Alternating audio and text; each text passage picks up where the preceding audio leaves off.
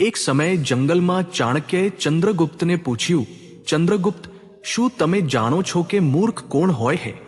તેઓ એવા લોકો છે જે વિચાર્યા વિના, પૂછ્યા વિના અથવા કારણ વગર વધુ પડતું બોલે છે. વધુ પડતું બોલવાથી વ્યક્તિને મુશ્કેલીમાં મૂકવામાં આવે છે. આમ કરીને તેઓ અજાણતા પોતાના માટે સમસ્યાઓ ઊભી કરે છે.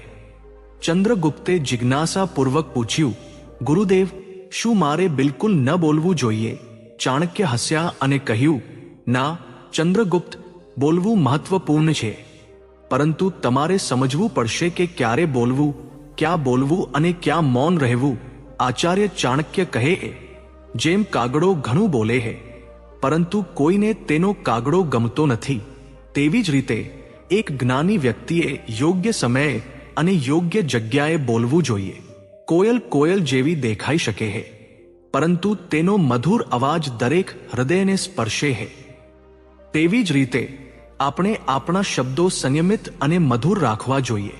આજે આપણે એક વાર્તા અને ચાણક્યના 7 સિદ્ધાંતોની ચર્ચા કરીશું, જે આપણને શીખવે છે કે કેટલીક બાબતો ગુપ્ત રાખવી એ સમજદારી ભર્યું છે. આજે હું તમને 7 વાતો કહીશ જે તમારે ક્યારેય બીજાઓ સાથે શેર ન કરવી જોઈએ, પરિસ્થિતિ ગમે તે હોય. આ 7 વાતો હંમેશા ગુપ્ત રાખો, કારણ કે કોઈ પણ વ્યક્તિ તમારા જીવનને જાણીને નક્કી કરી શકે છે. તમે કોણ છો? તમારું મહત્વ શું છે? આગળનો વ્યક્તિ આ સરળતાથી સમજી શકે છે. ચંદ્રગુપ્તે ઉત્સાહથી કહ્યું, ગુરુદેવ, કૃપા કરીને મને કહો કે તે વાતો શું છે? ચાણક્યએ ઊંડો શ્વાસ લીધો અને કહ્યું, આ 7 બાબતો સમજાવતા પહેલા હું તમને એક ટૂંકી વાર્તા કહું. એક ગામમાં રામુ નામનો એક માણસ રહેતો હતો. રામુ ખૂબ જ માસૂમ અને વાતોડી હતો. તેને દરેક વસ્તુ શેર કરવાની આદત હતી, પછી ભલે તે વ્યક્તિગત હોય કે નજીવી. તે પોતાના વિચારો બધા સાથે શેર કરતો, જેમ કે ઘરમાં શું થયું, તેનું સ્વપ્ન શું હતું, તેની સમસ્યા શું હતી. એક દિવસ તેણે તેના મિત્રોને કહ્યું કે તેનો તેની પત્ની સાથે ઝઘડો થયો છે. પછી તેણે કોઈને તેની આર્થિક મુશ્કેલીઓ વિશે કહ્યું. ધીમે ધીમે તેણે તેના મનમાં રહેલી દરેક વાત, તેની નબળાઈઓ પણ ગામલોકોને જણાવી. શરૂઆતમાં લોકો તેની વાતો સાંભળતા હતા, પરંતુ ટૂંક સમયમાં જ ગામમાં બધા રામુ વિશે બધું જાણી ગયા. કેટલાક તેની મજાક ઉડાવવા લાગ્યા તો કેટલાક તેને હળવાશથી લેવા લાગ્યા. રામુ વિશે એવું કંઈ નહોતું જે ગામલોકોને ખબર ન હોય. પરિણામે રામુનું માન અને મહત્વ ધીમે ધીમે ઘટતું ગયું. લોકોએ તેને ગંભીરતાથી લેવાનું બંધ કરી દીધું. રામુની આ આદત તેના પતન તરફ દોરી ગઈ, કારણ કે તે પોતાની અંગત બાબતો ગુપ્ત રાખતો ન હતો. ચાણક્યએ ચંદ્રગુપ્તને કહ્યું, રામુ જેવા ન બનો, તમારી વાતો ગુપ્ત રાખવાનું શીખો. હવે હું તમને 7 બાબતો વિશે જણાવીશ જે ક્યારેય બીજાઓને જાહેર ન કરવી જોઈએ. હવે અમે એવી 7 બાબતોની ચર્ચા કરીશું જે ચાણક્ય અનુસાર ક્યારેય બીજાઓને જાહેર ન કરવી જોઈએ. અમે તેમને વિગતવાર સમજાવીશું, પરંતુ સંક્ષિપ્તમાં અને સ્પષ્ટ રીતે, જેથી તમે સરળતાથી સમજી શકો અને તમારા જીવનમાં લાગુ કરી શકો. નંબર 1, તમારા પરિવાર અને સંબંધોને લગતી બાબતો. મિત્રો, ચાણક્ય કહે કે પરિવારને લગતી બાબતો ઘરની 4 દિવાલોની અંદર જ રહેવી જોઈએ. તમારી કૌટુંબિક સમસ્યાઓ, તકરાર અથવા વ્યક્તિગત બાબતો ગમે તેટલી નાની હોય, તેને ઉજાગર કરવાથી તમારા સંબંધોમાં અવિશ્વાસ અને વિખવાદ પેદા થઈ શકે છે. ચંદ્રગુપ્તને સમજાવતા ચાણક્ય કહે કે જો તમે કૌટુંબિક બાબતો જેમ કે પતિ-પત્ની વચ્ચેનો સંબંધ, તમારા બાળકોની તોફાન અથવા તમારી નાણાકીય પરિસ્થિતિ અન્ય લોકો સમક્ષ જાહેર કરો છો, તો લોકો તેનો લાભ લઈ શકે છે. આ ફક્ત તમારા પરિવારની એકતાને નબળી પાડે છે, પરંતુ તમારી સામાજિક સ્થિતિને પણ અસર કરી શકે છે. ઉદાહરણ તરીકે, જો તમે તમારા મિત્રોને તમારા અને તમારા જીવનસાથી વચ્ચેના નાના વિવાદ વિશે કહો છો, તો તેઓ તેને અતિશયોક્તિ કરી શકે છે અને તમારા સંબંધને નબળા માની શકે છે. આ તમારા પરિવારમાં તણાવ વધુ વધારી શકે છે. તેના બદલે ઉકેલ લાવવો. તમારી પોતાની સીમાઓમાં આ મુદ્દાઓ તમારા સંબંધોને મજબૂત બનાવે છે. કૌટુંબિક ગુપ્તતા જાળવવાથી પરસ્પર વિશ્વાસ વધે છે અને સમાજમાં તમારી પ્રતિષ્ઠા જળવાઈ રહે છે. તેથી તમારા કૌટુંબિક બાબતોને ખાનગી રાખવા અને તેમને ફક્ત તમે જેમના પર વિશ્વાસ કરો છો તેમના સુધી મર્યાદિત રાખવાથી તમારા પરિવારની એકતા અને તમારા આત્મસન્માનનું રક્ષણ થાય છે. નંબર 2, કમાણી અને તમારી આવક. ચાણક્ય કહે છે કે તમારી આવક અથવા નાણાકીય પરિસ્થિતિ અન્ય લોકો સમક્ષ જાહેર કરવી મૂર્ખામી ભર્યું છે. તમારી આવક વધારે હોય કે ઓછી તેને ગુપ્ત રાખવાથી તમારી નાણાકીય સ્વતંત્રતા અને સામાજિક સન્માનનું રક્ષણ થાય છે. ચંદ્રગુપ્તને સમજાવતા ચાણક્ય કહે છે કે તમારા પગાર, વ્યવસાયિક કમાણી અથવા આવકના અન્ય સ્ત્રોતો જાહેર કરવાથી સરખામણી થઈ શકે છે. આ ઈર્ષ્યા, મતભેદ અથવા બિનજરૂરી અપેક્ષાઓ તરફ દોરી શકે છે. જો તમારી આવક વધારે હોય તો લોકો તમારી પાસેથી લોન માંગી શકે છે અને જો તે ઓછી હોય તો તેઓ તમારી મજાક ઉડાવી શકે છે. ઉદાહરણ તરીકે, ધારો કે તમે તમારા મિત્રોને કહો છો કે તમે તાજેતરમાં તમારા વ્યવસાયમાં સારો નફો કર્યો છે. આનાથી કેટલાક લોકો તમારી પાસેથી લોન માંગી શકે છે અથવા તમારી સફળતાની ઈર્ષ્યા કરી શકે છે. જો કે તમારી આવક ગુપ્ત રાખવાથી આ સમસ્યાઓ ટાળવામાં મદદ મળી શકે છે. તમારી આવક ગુપ્ત રાખવાથી તમે સ્વતંત્ર નાણાકીય નિર્ણયો લઈ શકો છો અને તમારી પ્રતિષ્ઠા જાળવી શકો છો. આ કરવા માટે તમારી આવક વિશે સમજદારીપૂર્વક વાત કરો, નાણાકીય દસ્તાવેજો સુરક્ષિત રાખો અને સોશિયલ મીડિયા પર તમારી નાણાકીય સિદ્ધિઓનો પ્રચાર કરવાનું ટાળો. આ તમારી નાણાકીય સુરક્ષા અને માનસિક શાંતિ જાળવી રાખે છે. નંબર 3, તમારી ભૂલો અને દુષ્કૃત્યો. ચાણક્ય કહે છે કે તમારી ભૂતકાળની ભૂલો અને ભવિષ્યની યોજનાઓ અન્ય લોકો સમક્ષ જાહેર કરવી મૂર્ખામી ભર્યું છે. ભૂતકાળની ભૂલો નબળી છબી બનાવે છે અને ભવિષ્યની યોજનાઓ તમારી સફળતાનો પાયો છે. આ રહસ્યો રાખવાથી તમારી પ્રતિષ્ઠા અને લક્ષ્યોનું રક્ષણ થઈ શકે છે. ચંદ્રગુપ્તને સમજાવતા ચાણક્ય કહે છે કે ખરાબ રોકાણ અથવા સંબંધની ભૂલ જેવી ભૂતકાળની ભૂલોને વારંવાર યાદ કરવાથી લોકો તમને નિષ્ફળ અથવા નબળા માની શકે છે. તેવી જ રીતે ભવિષ્યની યોજનાઓ જેમ કે નવો વ્યવસાય શરૂ કરવાની વ્યૂહરચના ગુપ્ત રાખવી જોઈએ. આ ભૂલો જાહેર કરવાથી તમારા સ્પર્ધકો લાભ લઈ શકે છે.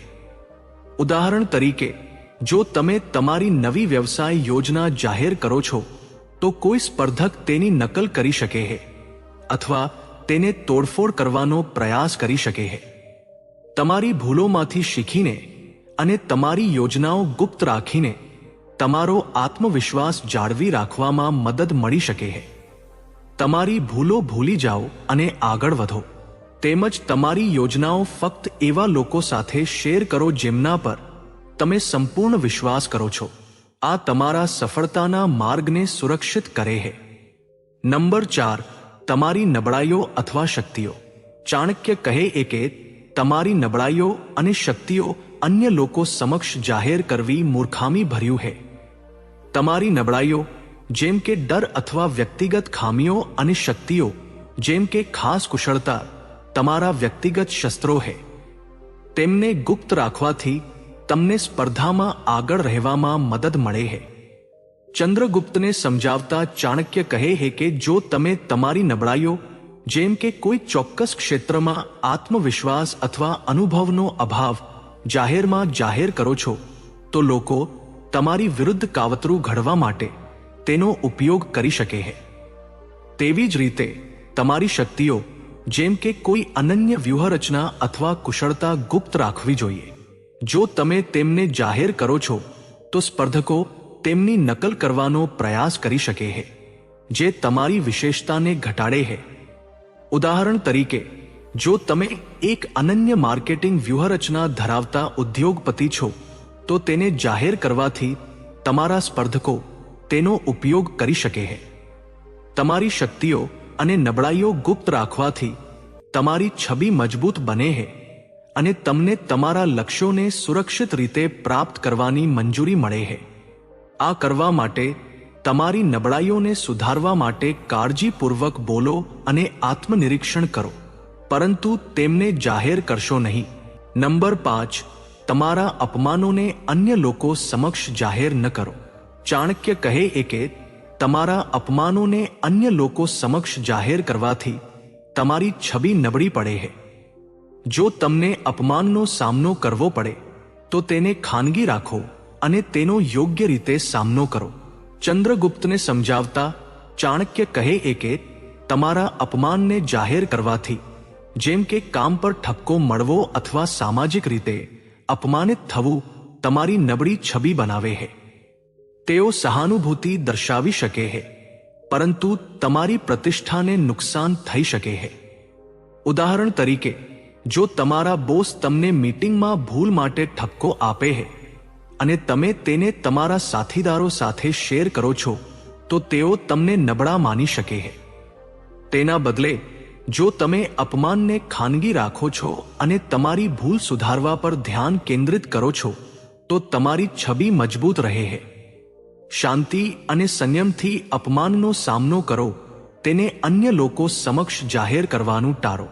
આ તમારા આત્મસન્માન અને સામાજિક ગૌરવ જાળવી રાખે છે.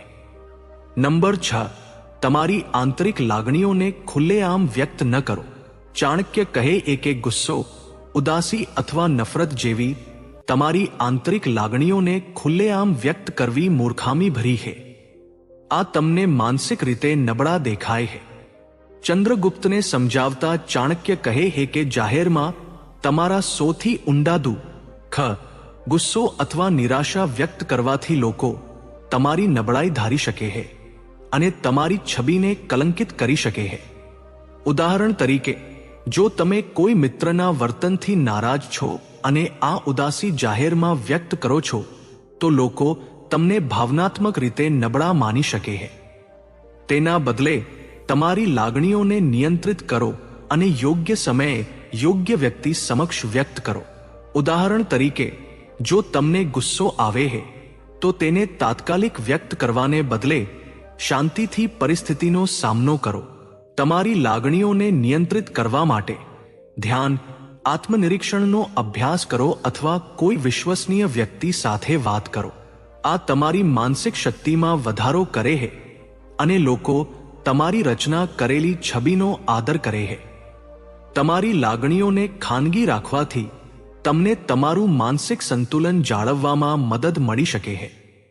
નંબર 7, કરેલા દાનને હંમેશા ગુપ્ત રાખો.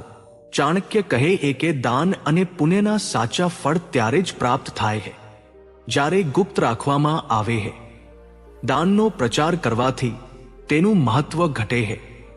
ચંદ્રગુપ્તને સમજાવતા ચાણક્ય કહે છે કે તમારા દાનનો પ્રચાર, જેમ કે કોઈ ગરીબ વ્યક્તિને ભોજન આપવું અથવા મંદિરમાં દાન આપવું, તે દેખાડો તરીકે જોવામાં આવી શકે છે, જે તમારા દાનની પવિત્રતાને ઘટાડે છે.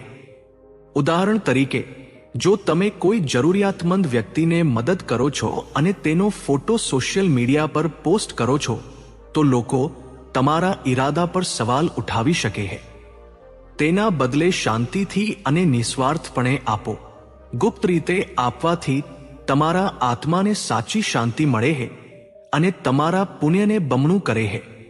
આમ કરવા માટે તમારા દાનને તમારા હૃદયમાં રાખો અને તેને અન્ય લોકો સાથે શેર કરવાનું ટાળો.